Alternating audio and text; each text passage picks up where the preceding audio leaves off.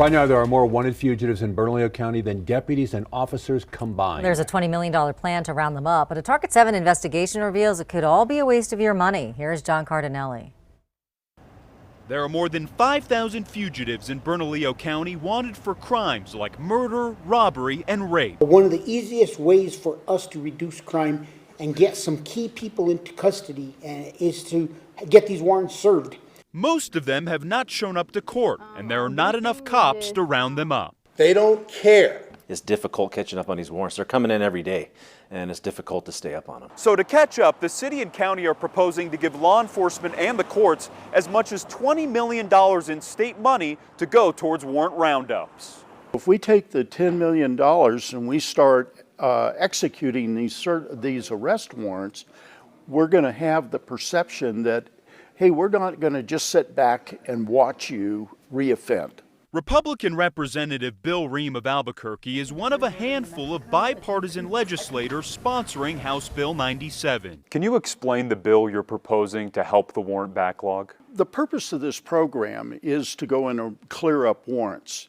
It's not for departments to purchase more equipment. Basically, all you need is a police car, a badge, and a set of handcuffs. Ream said he decided to sponsor the legislation after Mayor Tim Keller approached him. So we believe this is the #1 way and the fastest way that we can make this city safer in months, not years. Early last month, Mayor Keller and law enforcement officials held this news conference announcing the warrant backlog and the need for the money to fix it. In the following 3 weeks, they cleared hundreds of warrants.